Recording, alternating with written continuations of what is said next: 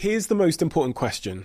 People ask me this question all the time. They say, Steve, what is your favorite ever episode on the Diary of a CEO podcast? And I think the more important question is actually, what is your favorite episode on the Diary of a CEO podcast of all time? And so I went out to try and answer that question. What is your favorite episode? What is your favorite moment on this podcast of all time? And using a data scientist and a big team of analysts, we've found the most replayed moments of all the hundreds of episodes we've produced this year to show to you today. These are the moments that you replayed and shared more than any other moment on this podcast. Theoretically, this should be the most valuable Diary of a CEO episode you ever listen to, because it's a compilation of the most valuable moments that we've ever had on this show in 2023.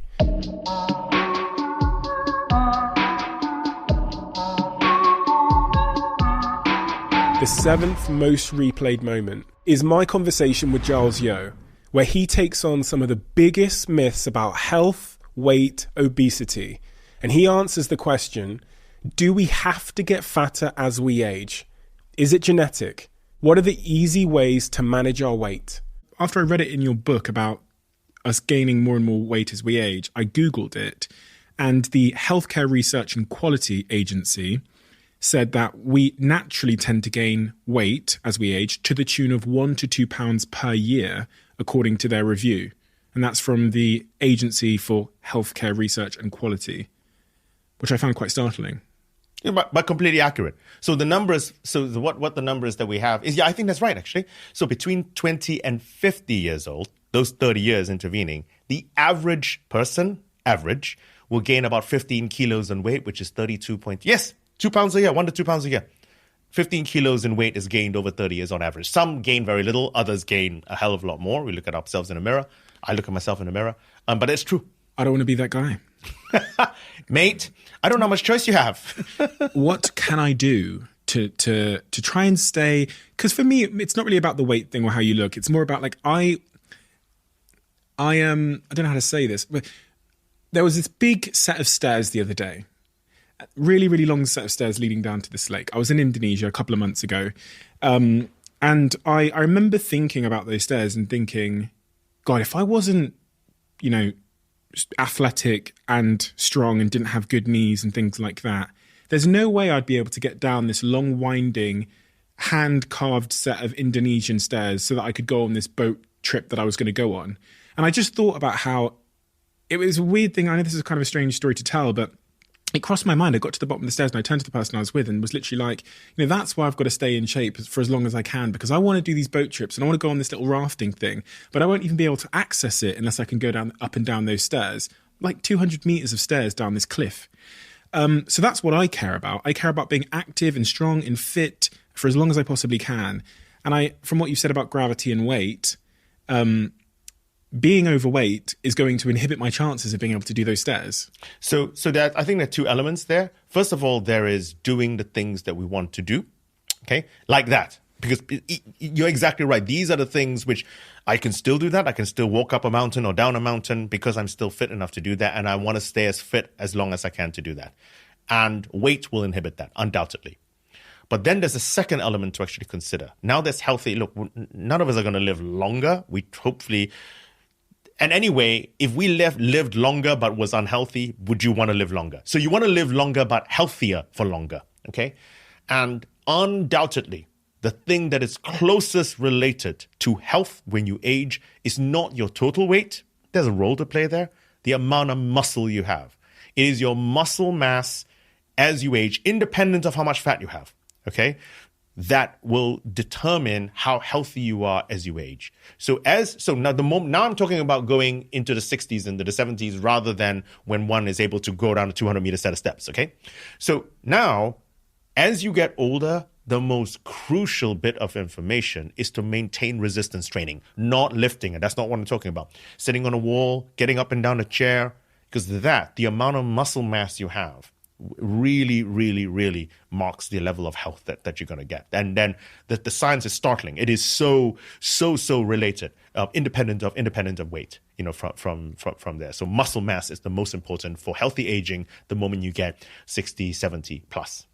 Interesting. Okay, so I'll keep doing resistance training. Correct. Always keep resistance training. And lifting weights as long as I can. Lifting weights as long as you can. At some point, you won't be able to lift weights because... don't write me off. Don't write me off, Giles. The hubris of youth. Yeah. That's the naivety of youth. Yeah, you just assume you'll always be able to do what you can do now. Yeah, it's something I think a lot about. And I think a lot of people will watch this podcast because probably, especially this time of year, we're in January, they'll probably be trying to find ways that they can cut fat.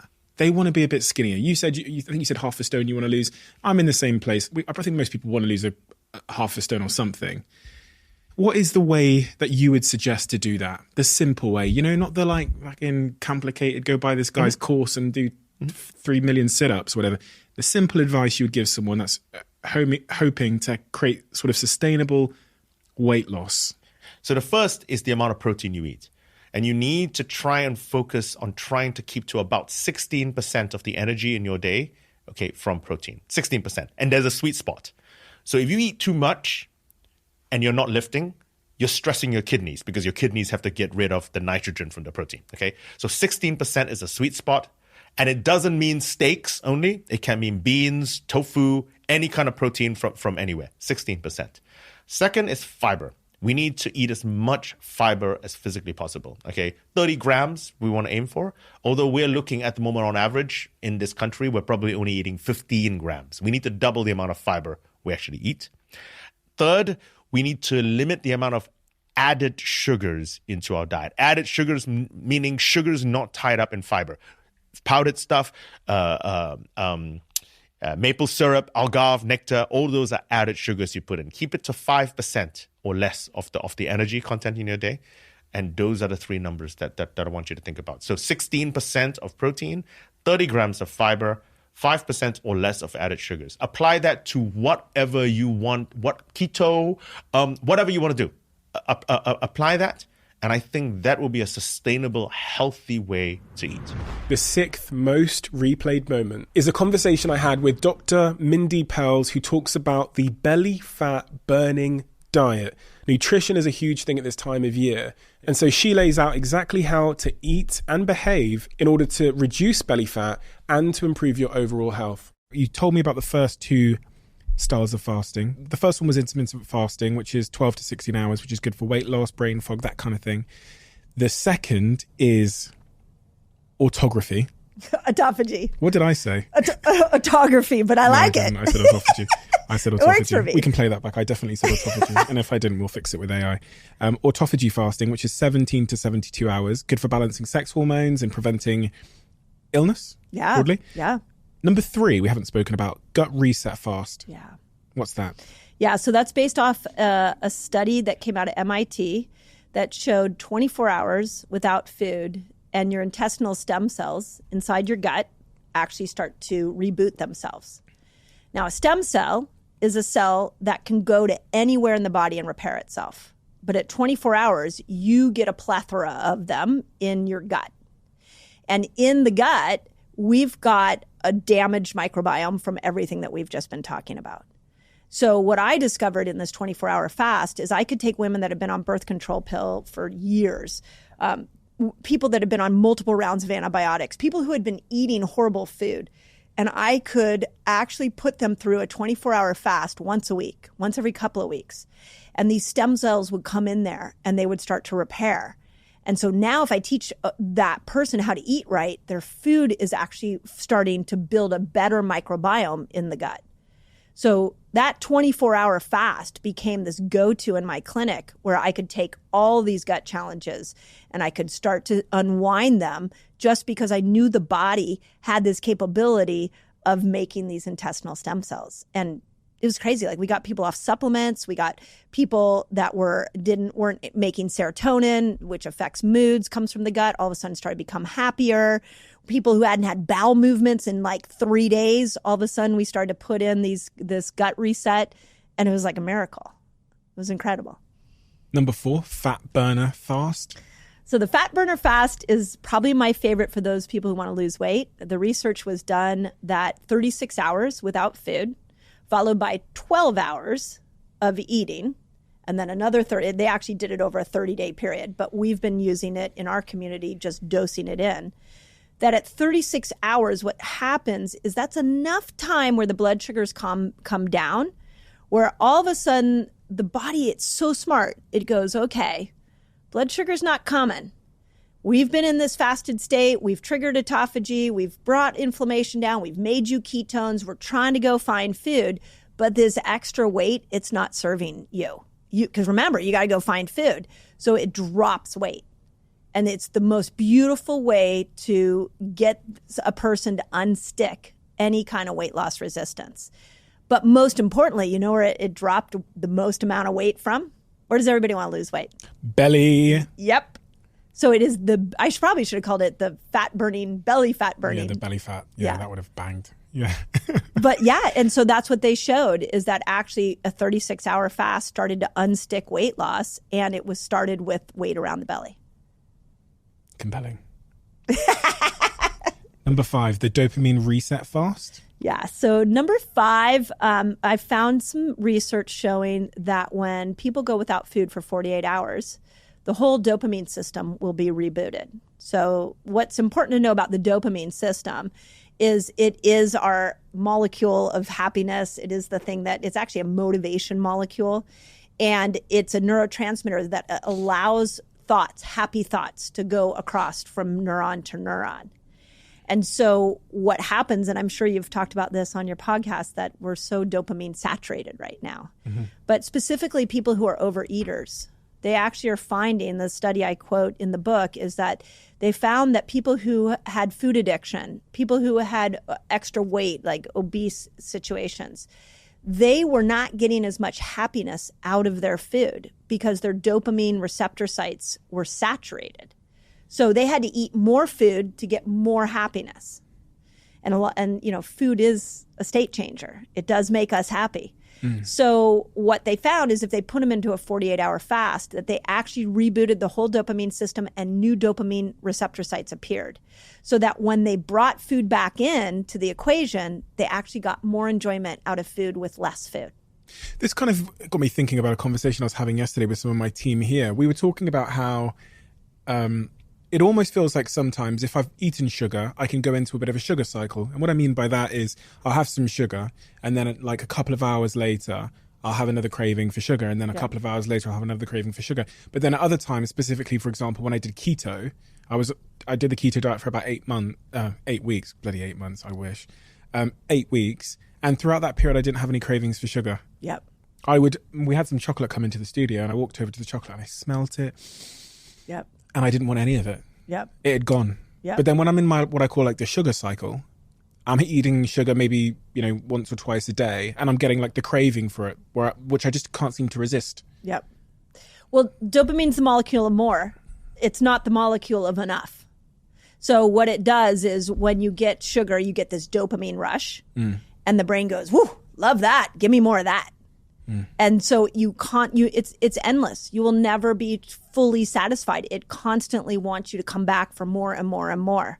So when you start to go off of the ketogenic energy system, you're getting the same euphoria. You probably felt the same high, the same mental clarity, but you've totally taken this molecule of more out of the picture. In fact, dopamine will actually, you get those receptor sites that will be repaired, but you're not getting a big dopamine buzz when you're in a ketogenic state. You're getting ketones. I was mulling it with my team how long I had to stay away from sugar to kind of get out of that vicious give me more cycle. Yeah.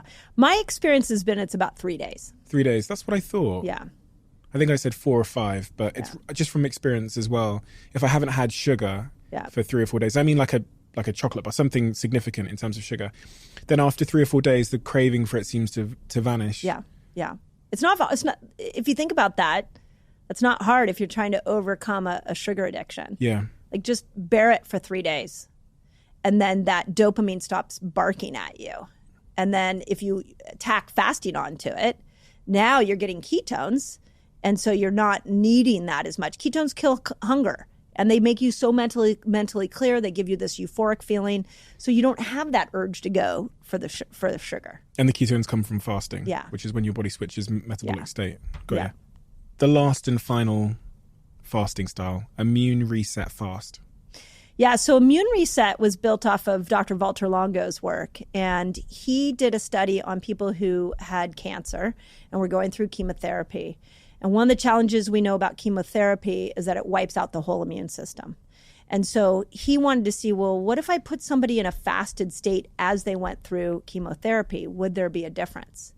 And what he found is after 3 days of fasting, the white blood cells in our system actually reboot themselves. So what they do is all old white blood cells are sloughed away and new white blood cells emerge. So people were able to come out of that chemotherapy experience and have a stronger immune system, as opposed to what we were seeing was that it was wiping the immune system out. So that launched the whole 3-day water fast sort of craze. At least here in America, we're seeing a lot of people that are just going after 3-day water fast to prime their immune system. But you also at 3 days get stem cells, full systemic stem cells. So all of a sudden your body's got surging with stem cells going to all parts of the body, repairing it. The great example I always use on this one was I had an Achilles tendon injury and nothing was helping it. So I threw a 5-day water fast at it. On the 4th day, I felt this buzz in my Achilles tendon and I was like, oh, wonder what that is. And it stayed all the way through. I went 5 full days. And about the 5th and 6th day, so 6th day I was entering the food back in, all the pain completely went away and it never came back. I tried everything. And that was the only thing that repaired it. It does make, again, evolutionary sense that if our body senses we're injured because we're not eating or, some other signal that we are on a course to not survive, to put it nicely, it does make sense that it might set about to repair whatever needs to be repaired. You're getting it. Because if I was a wounded human back on the savannas of, I don't know, Africa or wherever we came from, and I'm laid there and I'm not eating, my body should probably go, okay, Steve might need something fixed so that he can get back to hunting. So you're getting it. So survival. That is the number one priority of the body. So when you go without food, you amplify every resource it has to keep you alive. And if repairing my Achilles means I can now go hunt for food, it's going to do that. It's going to make me stronger. And in the book, when I was writing the book, I stumbled upon a really cool hypothesis that's called the thrifty gene hypothesis. And it said that it's a theory, obviously it's a hypothesis, it's a theory that the humans that evolved out of the primal days had a very specific genotype. And this genotype allowed us to metabolically flex and be stronger in a fasted state because we had to survive. And the people that didn't make it from that time period didn't have that gene. But think about this for this moment. So they think we all have this gene inside of us right now, this thrifty gene, where we can go long periods without food and we can survive. So what happens when we're eating all day? What happens when we're ignoring and we're not actually activating that genetic profile? So what they are now believing is that diabetes, metabolic syndrome, all of that is largely happening because we are going against the genetic profile that we are now seeing in humans. We're like on the opposite end of this spectrum. We're overloading our bodies. Yeah. Which is meaning that the survival gene you referenced there is not being activated to help us. That's right. That's right. Interesting. The 5th most replayed moment is a moment from my conversation with Matthew Walker, who is the world's #1 expert on the subject of sleep. He explains the importance of sleep on our overall health, on our weight, and everything in between. But most importantly of all, he gives us a roadmap for how to sleep better. And I know so many of you are struggling, so I'm not surprised that this is one of the most replayed moments of the Diary of a CEO of 2023. I've had a lot of health experts on this podcast recently, but none of them have really talked to me about the role that sleep or sleep deprivation plays in weight. Is there a relationship? probably one of the most well-defined relationships that we know in all of sleep science. And it is at least a 3-part story. So the first emerging evidence came in terms of hormones. So there are what we call appetite-regulating hormones, and the 2 principal ones of concern here are something called leptin and ghrelin. Now, leptin, when it's released, will signal to your brain that you're satisfied with your food, you are satiated, and you are no longer hungry. Ghrelin does the opposite. When ghrelin is released, it says, no, you're not satisfied with your food, you are not full, you still want to eat more, you are still hungry. And some of the first studies, they started to just limit people, restrict people's sleep to 6 hours or 5 hours or 4 hours. And what they found was that there was, firstly, that signal leptin that says, no, you're satisfied with your food, you don't want to eat anymore, you're full. That signal of fullness, satiation, was decreased by 18%. If that wasn't bad enough, ghrelin, which is the hunger hormone, that leapt up by 28%. Overall hunger levels rose by about 26%. So firstly, it's almost like double jeopardy, that you are getting punished twice for the same crime of not sleeping enough. Once by losing the signal of, I'm full, I don't want to eat anymore. And once again for the, no, I'm much more hungry and I'm just going to overeat, which is ghrelin. So what that produces is a profile of increased eating. So on average, underslept individuals started to eat in those studies about 300 to 400 extra calories at each sitting by way of insufficient sleep. Then what they discovered is that it's not just that you want to eat more, it's what it is that you have a craving for when you are underslept.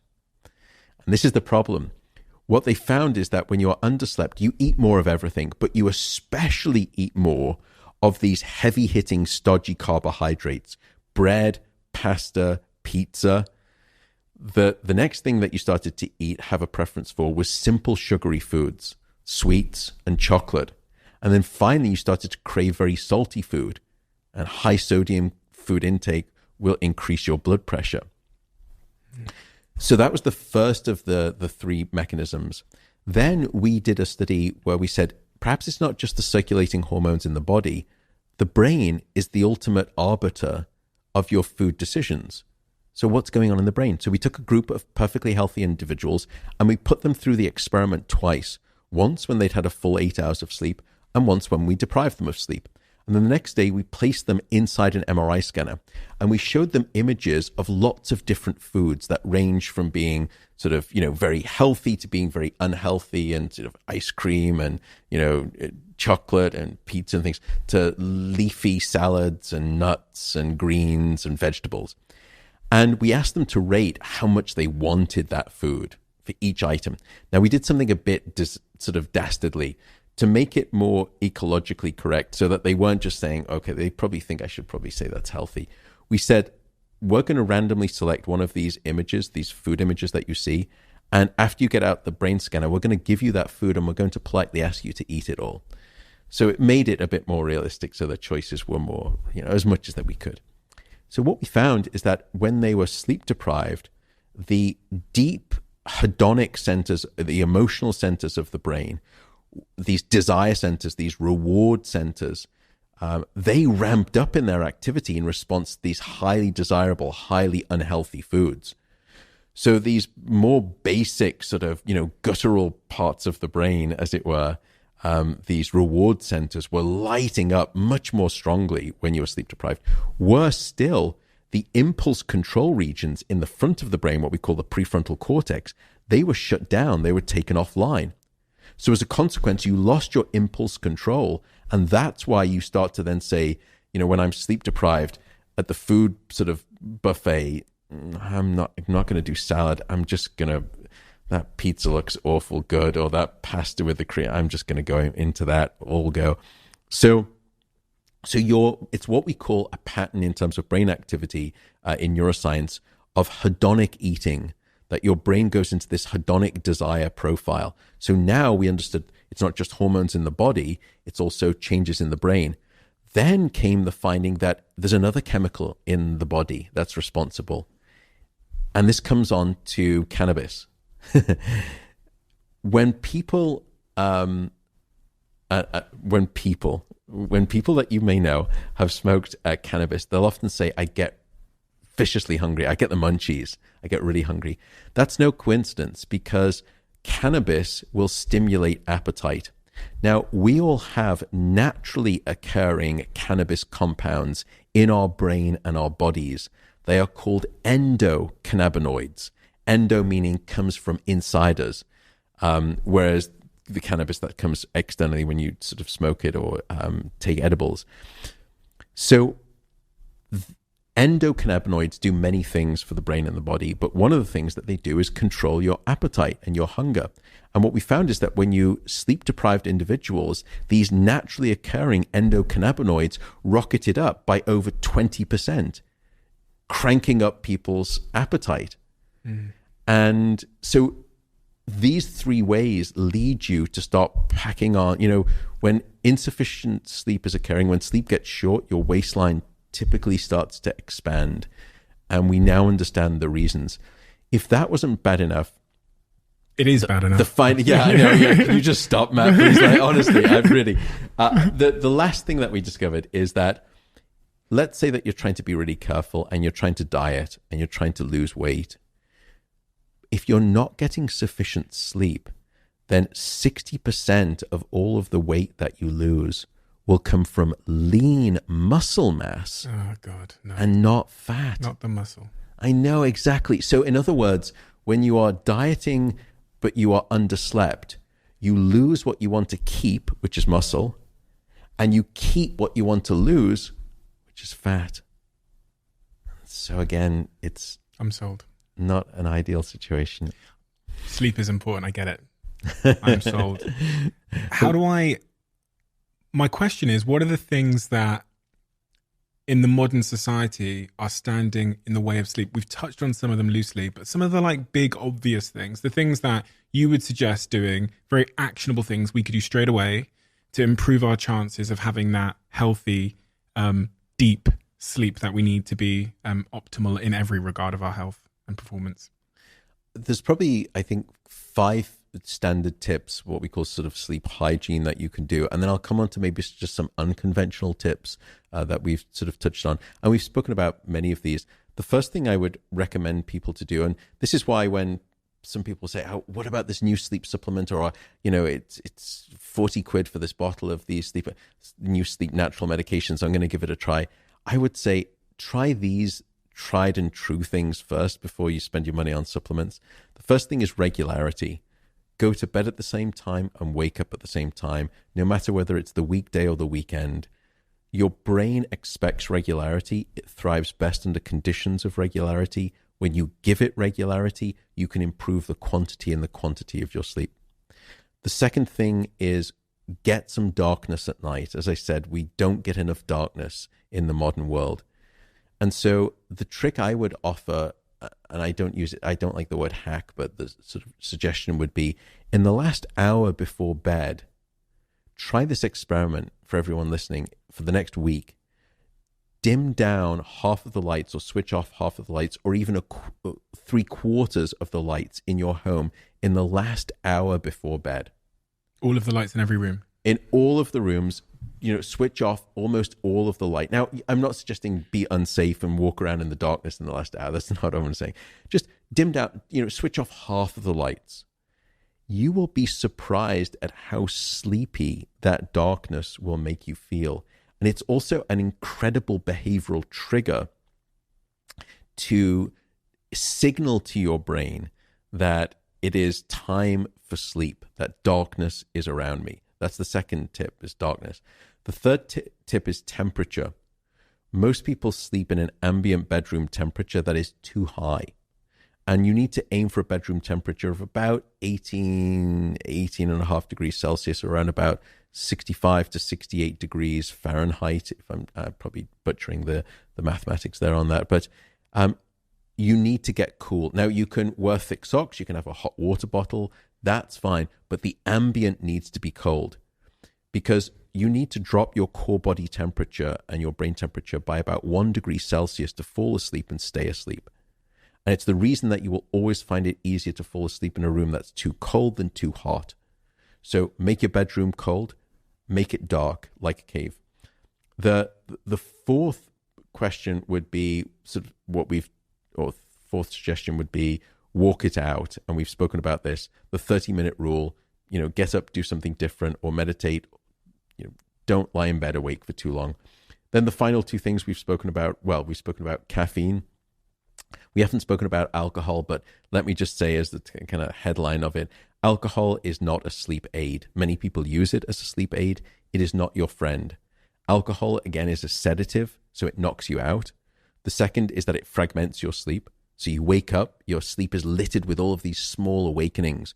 Most of them you don't remember because they're too brief, but it makes for miserable, lousy quality sleep. And the final thing is that alcohol is very good at blocking your REM sleep or your dream sleep, which we know is critical for many other functions as well. So alcohol's not your friend. That's the sort of the final tip. Again, just if you're with friends, have a glass of red wine. Just know, okay, my sleep's not going to be great. No, thank you, Matt. And, nice okay, that's right. I'm joking. I'm not. Yeah, I'm joking. Whatever. It's just live life too. Of course, yeah. I'm not saying that. The fourth most replayed moment is a moment from my conversation with the world-leading neuroscientist, the man who has scanned more brains than anybody else, Dr. Daniel Amen, who is a favorite on the Diary of a CEO.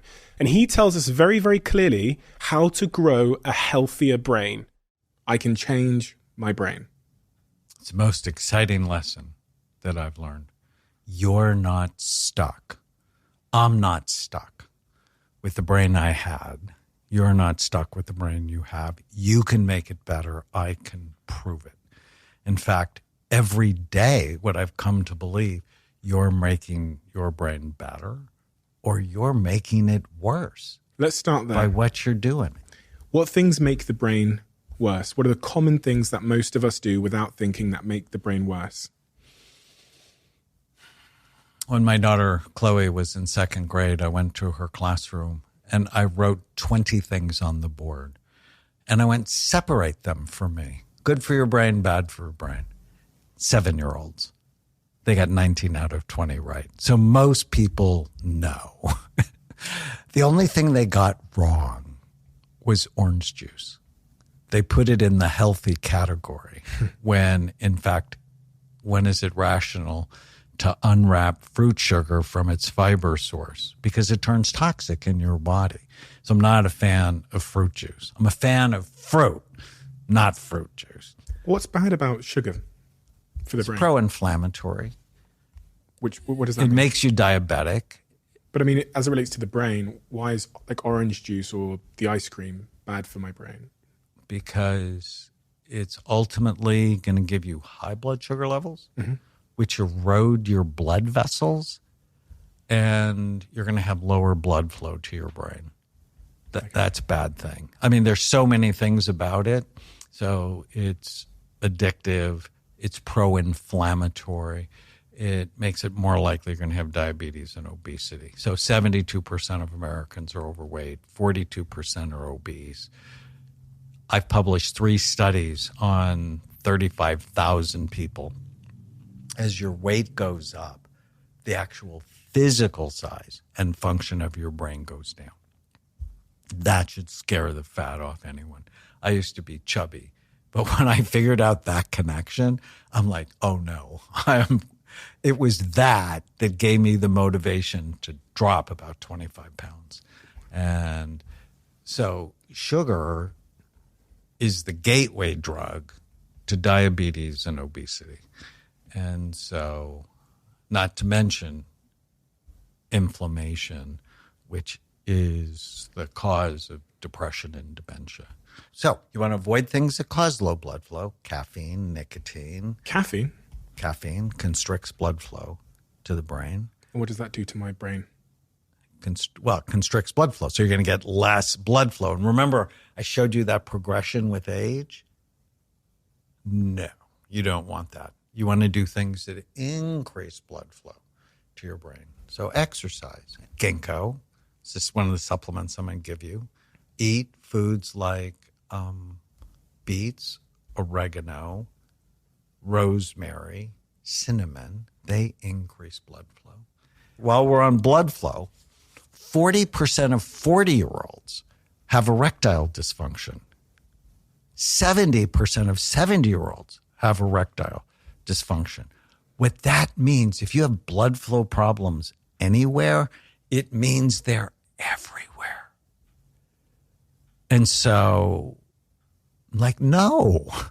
And it means either you're too sedentary, you're overweight, you're smoking, or having too much caffeine, or using marijuana, because marijuana lowers blood flow to the brain.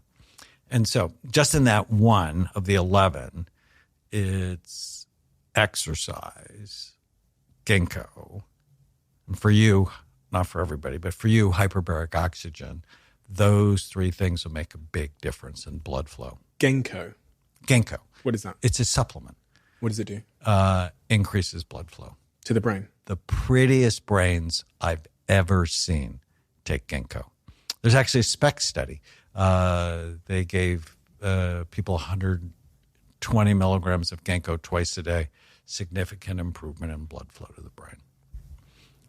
And so in one of the supplements I'm going to give you, we have ginkgo. I've taken it every day for the last 20 years, at least. And then, this is where the U.S. government got an F for the pandemic, loneliness accelerates dementia and brain problems. And so when they isolated us, the whole significant increase in brain problems. So get connected to other people. The I in Bright Minds is inflammation. So what increases inflammation? Low omega-3 fatty acid levels. And we are deficient. 93% of the population is deficient in omega-3 fatty acids. 93%. So all of us should be either eating more fish or taking an omega-3 supplement like fish oil. Gum disease. Like, who knew?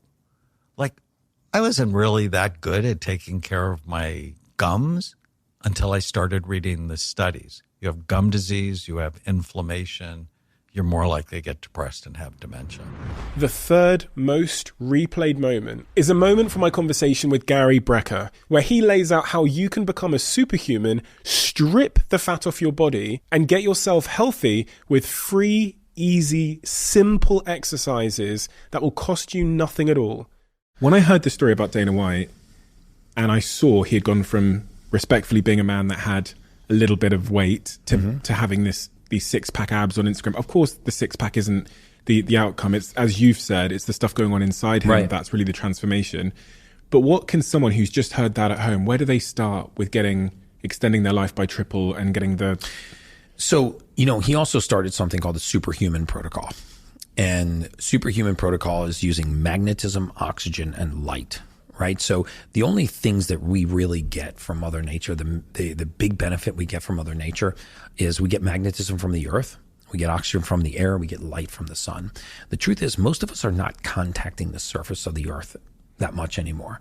So he bought $150,000 worth of equipment, a PMF mat, an oxygen, what's called a Hypermax oxygen to do exercise with oxygen therapy, and a red light therapy bed. And I had him use that equipment every single day, 7 days a week. But if your listeners want to do it for free, you can take off your shoes and contact the surface of the earth. And I'm talking about bare feet on soil, dirt, grass, sand. Because earthing and grounding is a very real thing. We actually discharge into the earth. Human beings build up a charge. Do you know that pH, the acid alkaline scale, pH stands for potential hydrogen. It's a charge. It's a complete fallacy that you can get alkaline by drinking alkaline water. That's the biggest marketing myth ever sold to the public. But you can get alkaline by contacting the surface of the earth. So if you don't have 150 grand, which I don't expect anybody listening to this podcast to spend 150 grand, but he did. I said, you need a PMF mat so that you can be alkaline. You need to spend 10 minutes a day breathing 95% O2 under mild exercise, and you need to lay in a red light therapy bed. So in the absence of the superhuman protocol, you can become superhuman by contacting the earth and by learning to do breath work. Let's talk about breath work. I spend 8 minutes every day doing a very specific series of breath work. People do not realize the power of something that is so accessible, so free, and so easy to do, right? They want things to be more complicated, but it's not. And when I said the presence of oxygen is the absence of disease, it's absolutely true. Remember that every elevated emotional state that a human being can experience actually has in its molecular structure, oxygen is a component of that emotion. So if you look at the difference between passion, elation, joy, arousal, libido, and anger, for example, it's usually only one neurotransmitter and the presence of oxygen. The reason why no human being has ever woken up laughing is because you don't have the oxidative state to experience laughter right out of deep sleep. But can you wake up angry? Yes, because anger doesn't require oxygen. So every morning, contact the surface of the earth and then spend 8 minutes I do a Wim Hof style breath work. I give credit where credit's due. He's the father of breath work as far as I'm concerned. So I do 3 rounds of 30 deep breaths, like obnoxiously deep breaths. And I start by trying to take my belly button and pull my belly button out towards the wall. Imagine there's a string pulling your belly button towards the wall, and then you fill from the lobes of the lung to the apex of the lung, and then you exhale and just relax.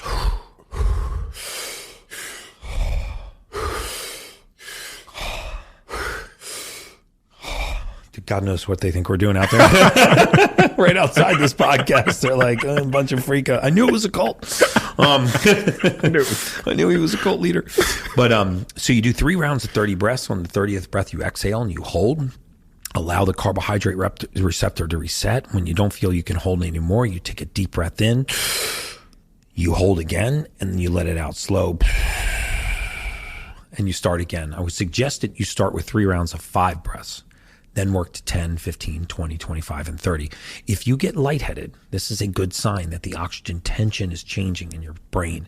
If your fingers and toes get tingly, this is a good sign that you're changing the oxygen tension. If you feel some kind of heat, temperature change in your neck, these are all great signs. You will get to the point where you can actually hold your breath for 2 or 3 minutes, sometimes 4 minutes between rounds of breath work. And then the last thing is to expose yourself to natural sunlight. First thing in the morning, the first 45 minutes of the day, God gives us a very, very special type of light. It's called first light. There's no UVA, there's no UVB rays in this light, so that it's not the damaging rays from the sun. It still generates vitamin D3. It has a positive effect on cortisol, on vitamin D3. First light is the best way to reset your circadian rhythm. So by contacting the surface of the earth, doing breath work, and getting first light, you can get to the same place that Dana White did with 150 grand in equipment. What about oxygen masks? Because I'll be honest, when I read about the Dana story, I went on Amazon soon after, and I was like, I'm just going to buy an oxygen canister. Good idea, bad idea? So what you want to do is, you get an oxygen concentrator, which takes 21% oxygen which is what the concentration at sea level. It turns it into 95% O2, and it fills this bag. And it can refill this bag over and over and over again. Okay, I use one called the Hypermax. You can see it on my Instagram. And you plug it in, you turn it on, it fills this bag, and then you go in, you put an oxygen mask on, and you exercise for 10 minutes, only 10 minutes. Cycle for 3 minutes, sprint for 30 seconds, cycle for 3 minutes, sprint for 30 seconds, cycle 3 minutes, sprint 30 seconds, and you're done. And what this does is it raises something called the partial pressure, the storage of oxygen in your blood. The only two-time Nobel laureate prize winner in medicine, Dr. Otto Warburg, won both of his Nobel Prizes for his work in exercise with oxygen therapy. You want to be a superhuman, do mild exercise every day while breathing 95% O2. It's important that you're exercising. And then after that, you move into a red light therapy bed, photobiomodulation. If you don't have access to a Hypermax oxygen machine, just do the breath work. Get the breath in, exchange the oxygen tension in the tissues and expose yourself to first light. What about cold water plunging? So I'm a huge fan of cold water plunging, but probably not for the reasons why you think. I also sit on the board of the NFL Alumni Association Athletica as a health services director. There was a time when we used to think that putting athletes in cold water after exercise was good because of its anti-inflammatory effects. We know now that that's only about 15% of the benefit. The majority of the benefit comes from something called a cold shock protein. If you really want to be fascinated, Google cold shock proteins. These are reserve proteins that are in your liver. They're dumped into the bloodstream in an effort to save your life when you put yourself in cold water. They scour the body of free radical oxidation. They increase the rate of protein synthesis, muscle repair. They are free. You get them when you put yourself in cold water. I don't know what the Celsius conversion is, but I use 50 degrees for 3 minutes.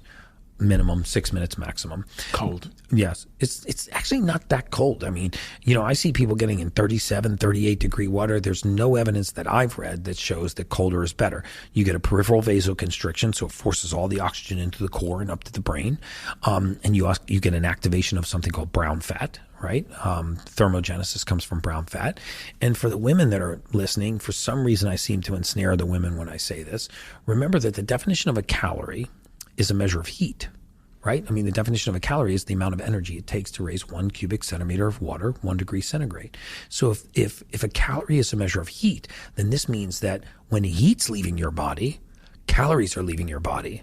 So if there is nothing, no amount of exercise hits cardio, no type of cardiovascular or weight training that comes anywhere close to immersing yourself in cold water in terms of what will strip fat off your body fast. If you want to strip fat off your body, get in cold water 3 to 6 minutes a day. That's fascinating. Because the oxygen rushes to my head, that's why it has a really profound impact on mood. That's why it has a very profound impact on mood. Because if you think about it, what's the reason why we need deep sleep? What happens in deep sleep that's so special? There's a secondary oxygen transfer. We transfer oxygen from the periphery, from the extremities, to the brain. Remember, the brain's a non-metabolic organ. So in other words, it's unlike a muscle. If I pick up a weight and start to work out my muscle, my arm, my body will send more blood, more amino acids, more oxygen to that muscle because it's working.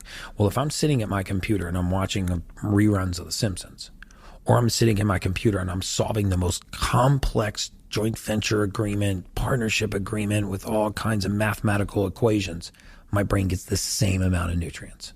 Same amount of blood flow, same amount of oxygen. So it eats the same meal, whether or not it's in a dead sprint or whether or not it's just chilling on the couch, except in deep sleep and when you're in cold water, because it's forcing the oxygen up to the brain. The second most replayed moment is a moment from my conversation with Dr. Tim Spector, a favorite on the Diary of a CEO. And here he talks about health more holistically and some of the biggest myths that most of us believe that are currently standing in our way. We've got a fitness group amongst some of my friends. There's about 10 of us in it. And we've been tracking how often we work out and how frequently we work out and the workouts that we do. And one of the things I have to say is pretty much no one in the group has lost any weight. We've been doing this for a year. And that kind of bucks what you would think. So the only time that I lost weight was actually when I went on the keto diet. I went from 14 stone 8 to 13 stone 8 in several weeks. But exercising for almost religiously for the last 2.5 years doesn't really seem to impact my weight at all in the way that the fitness experts might tell me on Instagram. What's your stance on the role that exercise plays in weight loss? It has very little role in weight loss. All the studies, long-term studies, show it doesn't help weight loss, and it's been grossly exaggerated as an easy fix for our obesity problem. Exercise doesn't help weight loss? No. All the studies show that. The only caveat to that is if you have changed your diet, improved your diet, and you've lost some weight, maintaining some exercise does help prevent it going back up again. But as on its own, if you don't change your diet, it's of no use. And that's well known now by all the obesity experts and all the studies. Does sugar make us fat? Is that the culprit? Is that one of the main things that's contributing to? No, again, that's reductionism. Okay. But the reason exercise doesn't work is, it's important to realize this, is because we all know this, that you go for a walk, you build up hunger before a meal. That's what your parents told you, and everything about exercise is after it, your body slows down, your metabolism slows down, and it tries to regain the energy that you've lost. That's just our evolution. And so that's why it's great for your health. I exercise, fantastic for your mood. It's great for your heart. anti-cancer, all kinds of things. We should all do it, but absolutely not if your goal is weight loss. You have to do something about changing your diet. And I think that's the big, a huge myth, particularly perpetuated by gyms and fitness apps and everything else. And it is complete nonsense.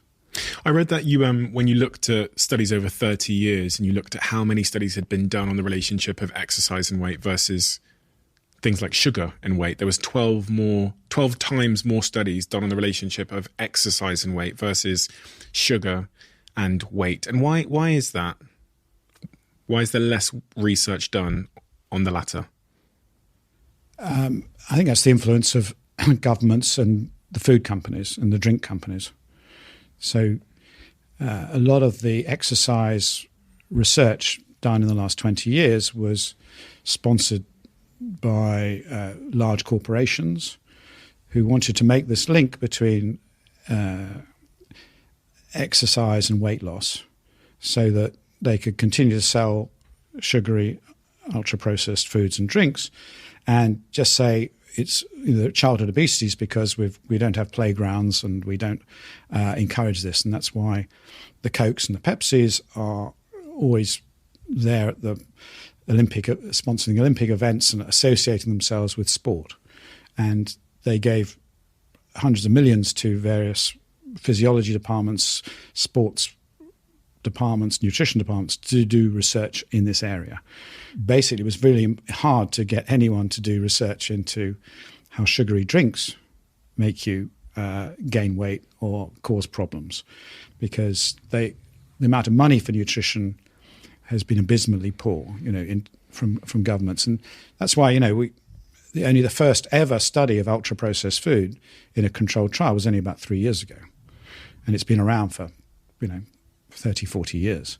So such is the power of that lobby that it doesn't necessarily distort the research in a sort of evil way, but they point it to make sure that the researchers are working in an area that they want people to work in, and distracting them, keeping them away from talking about sugars or even artificial sweeteners, which in my view are nearly as bad because they're sort of hidden, and deflecting us from the idea that yes, giving kids sugary drinks or even artificial sweet drinks is going to be bad for them and cause obesity. Wait, so I cut out sugary drinks about a year ago. I still have the same brands, but I have the no sugar version. Oh dear. Oh shit. What do you mean, oh dear? Well, all the summary of the trials shows that if you take young adults and kids, and they were say on 2 cans of full sugar sodas, and you change them to the diet version, there's no real difference in weight or metabolic changes in their blood. You will go to the dentist less, so you don't get as many fillings, but and yet you should be gaining 300 calories, right, if you were doing 2 cans a day. So it doesn't work out as it should do, and that's because of these chemicals are not inert. So the sweeteners in kids, they change their brains to give them they want more sweetness in their food. Okay, so it could reflect your wish for your late night milk chocolate. Who knows? And it makes it very difficult to train kids to have more bitter foods or sour foods if they've got these artificial sweeteners in their diet all the time. But they've now shown that all these sweeteners actually affect your gut microbes. So even stevia, these sort of so-called healthy ones, have an effect on your gut microbes, and they're not inert. So we know that saccharin and sucralose also cause spikes in your blood sugar. When I did it, I have a trace. They're not supposed to, but they actually do things they're not supposed to. So we know very little about these products, and my view is that they are harmful, probably not as bad as having the sugar, but they are absolutely not a health drink, and we should be encouraging people to have teas and kombuchas and more bitter tasting, interesting flavors and foods than just this ultra sweet chemical concoctions. It's this sugar conglomerate that have been funding much of the research that points towards some of the things you were talking about there. That's also the conglomerate that wants us to believe the calories in, calories out approach, because if I just view all foods as kind of equal and on this sort of calorie number, then I can drink some of the sugary fizzy drinks and some of the processed foods. As long as I keep it within that sort of calorie deficit, I'll be fine. And so is that sugar conglomerate, is the processed food conglomerate for the calorie model? Absolutely. They need that, right? Absolutely. It's vital, 0 calories or 1 calorie, on the can. That's what you see. And, you're fooling people into thinking this is a healthy drink. And, if I used to have full Coke or Pepsi and now I'm having the diet version, I'm getting 300 calories less a day. I should lose weight. It's exactly what they've been doing. And they're also desperate to show that artificial sweeteners are really healthy, and they come down on anyone who tries to say that they're, could be in any way dangerous. And yet they're not obliged to test them.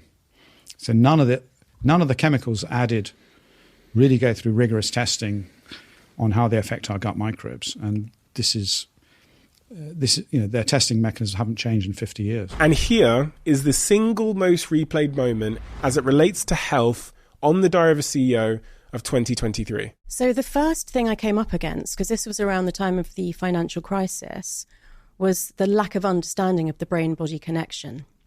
So these high-performing executives were kind of acting like their body was just the vehicle that was moving their brain around from meeting to meeting, and both disrespecting their physical health, but also not understanding that what they were actually really being paid for was to use their brain, and they weren't creating the best conditions for that brain to operate in.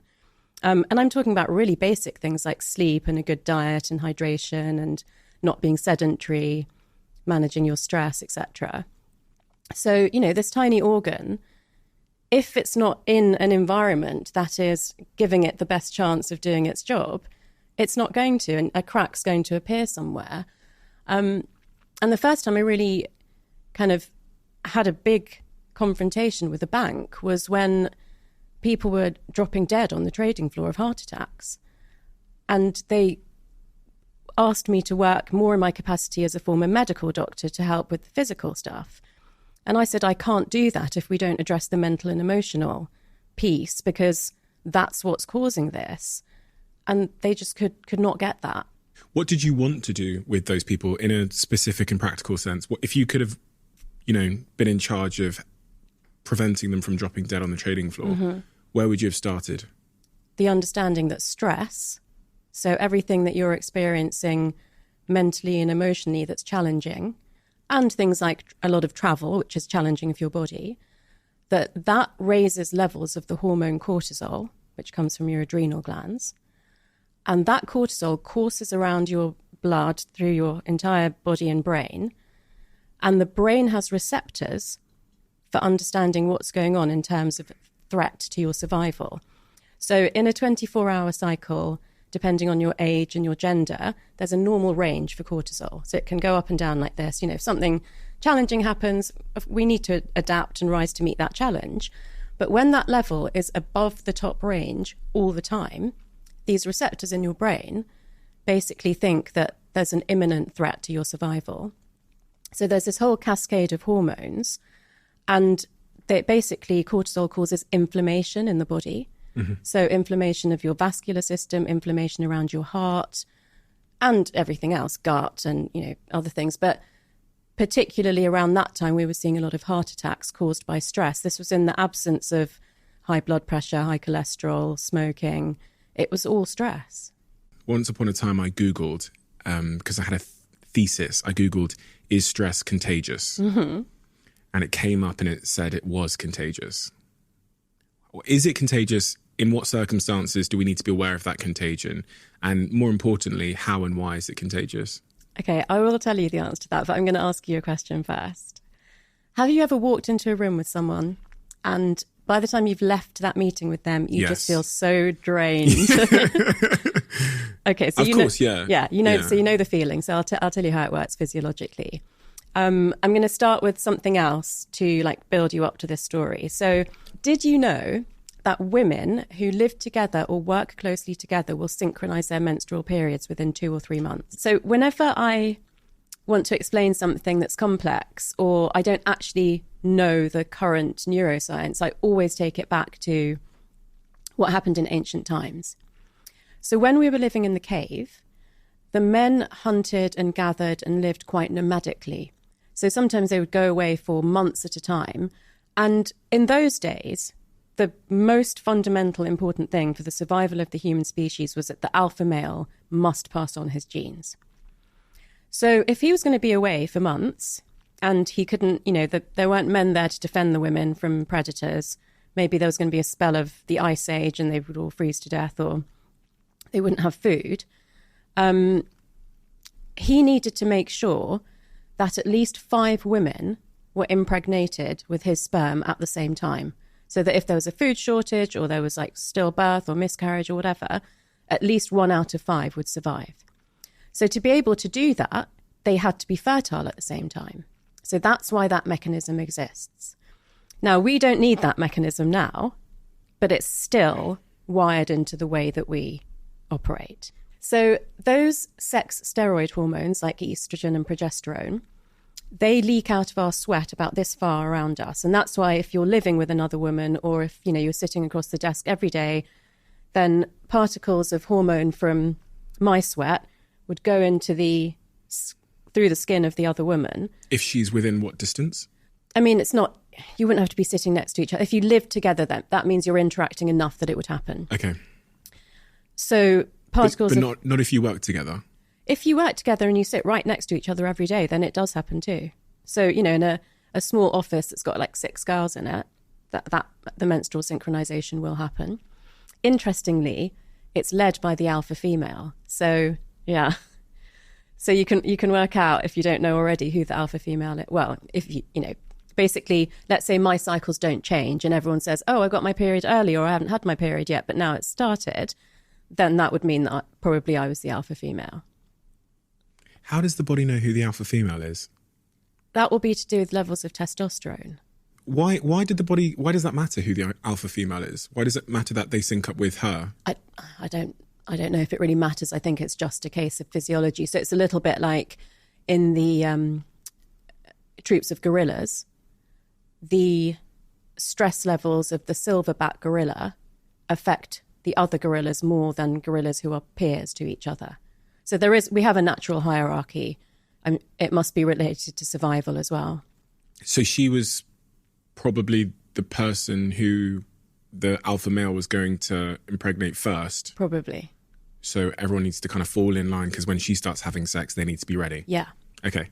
And also it'll probably be to do with things like, survival genes. So it'll be the people with the hardiest genes because that's what you'll want to pass on as well. Mm-hmm. Okay, makes sense. Most resilient. Okay, so where were we? Stress and contagion. We've done all the hormones and the menstrual cycle stuff. So basically cortisol is a hormone that works in that same way. So cortisol is the main stress hormone.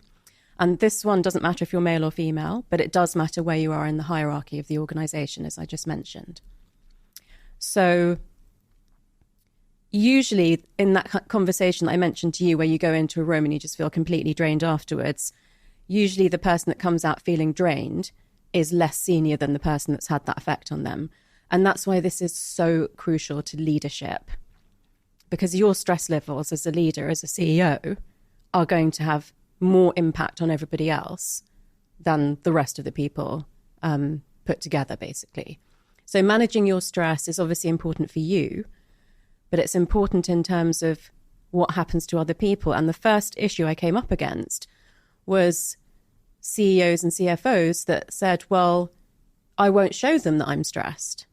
I won't tell them what's happening with the numbers. I won't display emotions in front of them. And I said, they're still going to know physiologically. It's going to impact them. So now you really have to do something about it. And the other thing about cortisol, which is quite funny, well, one of the side effects is quite funny, is that as a survival mechanism, it will help you to store fat around your abdomen. So, again, in the cave, if you were potentially going to not find food for a month, then if you had extra fat around your abdomen, you could digest that and survive till you could find food. So with my clients in financial services, it got to a point where as soon as I walked into the room, they just lift their T-shirt up and say, now you know how I've been in the last month. So stress causes belly fat? Belly fat that's really hard to shift. So again, what I would see with people is that they would say, oh, I've put on a bit of weight around the middle, had to loosen the belt a bit. So I've started eating less, I've started exercising more, and I still can't shift it. And again, that's when I would explain this is the impact of cortisol. As long as you're still leaking out extra cortisol, nothing's going to change. So, and like I said, even exercising more or eating better, less or differently, whatever it is, wouldn't shift that fat. You had to get to the root cause. You had to reduce the cortisol. For any of you that are still here, I have a bonus moment for you. I often get asked what is my favourite episode of the Diary of a CEO of all time. And I often try and avoid that question because I don't want to pick one particular episode. It's kind of like picking your children. However, because you've gotten here, I'm going to reveal it to you and I'm going to play you a moment from that conversation. My favourite ever episode on the Diary of a CEO of all time is episode 101. And it just so happens to be the most shared episode we've ever had of all time on WhatsApp. And I know that sounds a little bit obscure, but the interesting thing about WhatsApp is it's one-to-one typically. So it's typically one friend sending it to a family member or to a friend or something like that. And for it to be the most transferred between one person and another, I think is telling about the value of that conversation. Here is one of the most important moments from my favourite episode on the Diary of a CEO of all time. To understand what happiness is, you have to understand the cause of it. Yes. And you write about that extensively in Solve for Happy.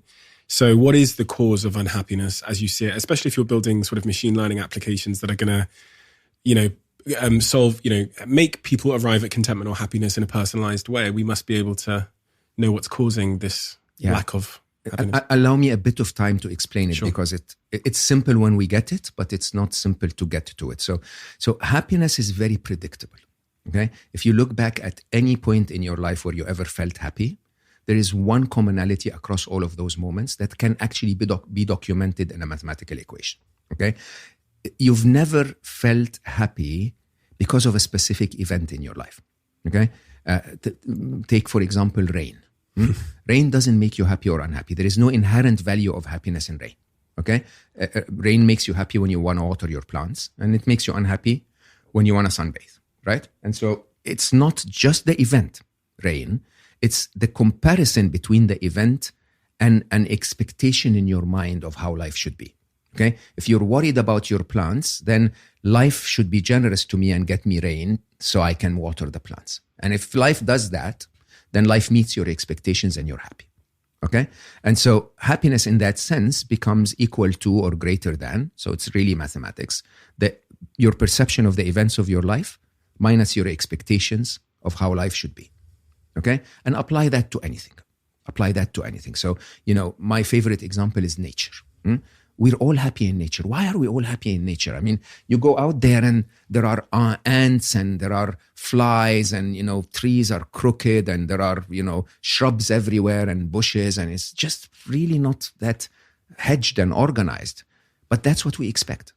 So, nature's chaos is what we expect nature to be, and so we feel happy. Nobody ever sits in front of the ocean and says, I like the view, but please mute the sound. Okay? You just take it. It's the monotonous sound and the view and the wind and the sun and the whole experience, right? And because of that, happiness becomes very different than what was defined to us. Okay? What was defined to us is that happiness is found in a gathering at the pub or a party or an activity or some kind of pleasure or fun or elation or whatever that is. That's not at all true. I call these the state of escape.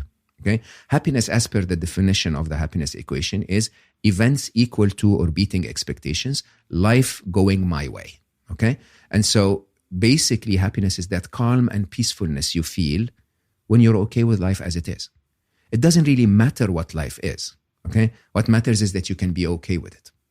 Right? So you take, any example, if your boss is annoying, and your expectation is, bosses are annoying. This is what life is about. They become bosses because they're annoying, right?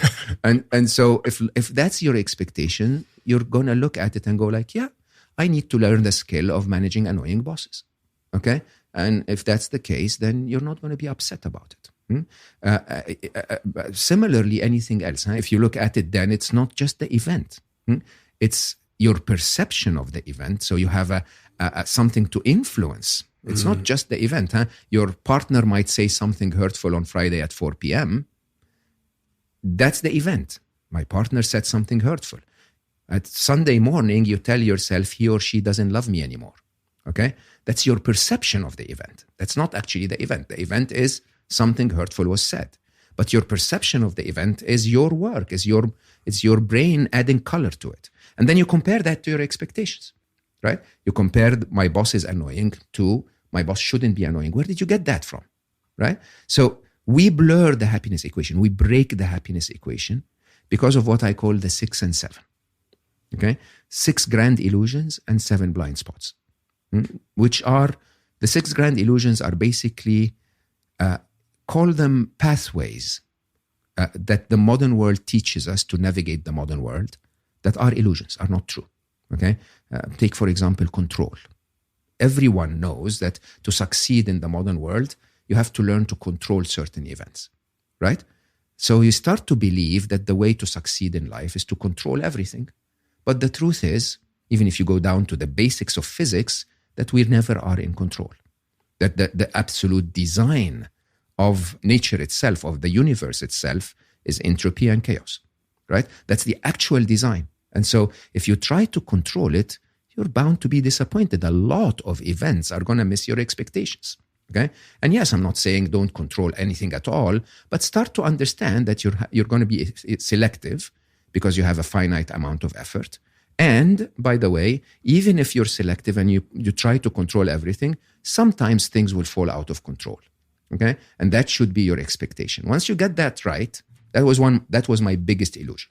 Okay, I am a mathematician, I'm a software developer, I am a physicist, I am an engineer, and I am a senior executive. It doesn't get worse than that. Okay, I'm like the worst, absolute the worst.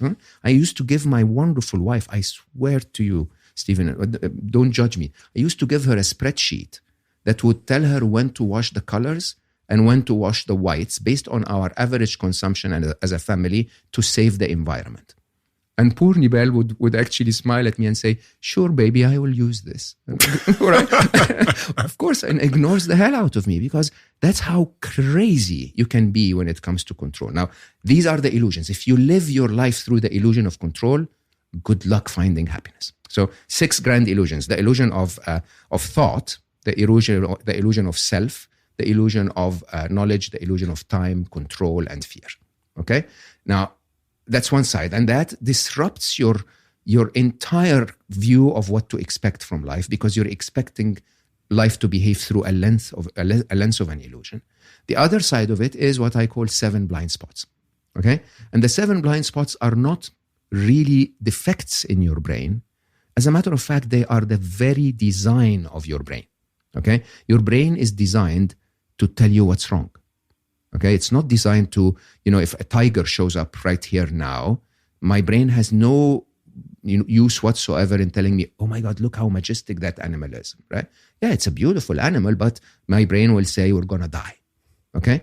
And we're going to die is the idea that basically makes our brain constantly look for what's wrong, blur the events of life. You ask a mother, and she will say, oh, my daughter's been sick all winter. No, she just had 2 episodes of flu, 3 days each. But to the caring heart of a mother, that needs to be exaggerated to. The exaggeration is one of the blind spots. Your brain is trying to get you to take action, so it pushes you. It pushes you by exaggerating the event a little bit so that you jump in and take action. And accordingly, the event you're comparing the wrong event. to the wrong expectation, and the happiness equation falls apart. Do you need a podcast to listen to next? We've discovered that people who liked this episode also tend to absolutely love another recent episode we've done. So I've linked that episode in the description below. I know you'll enjoy it.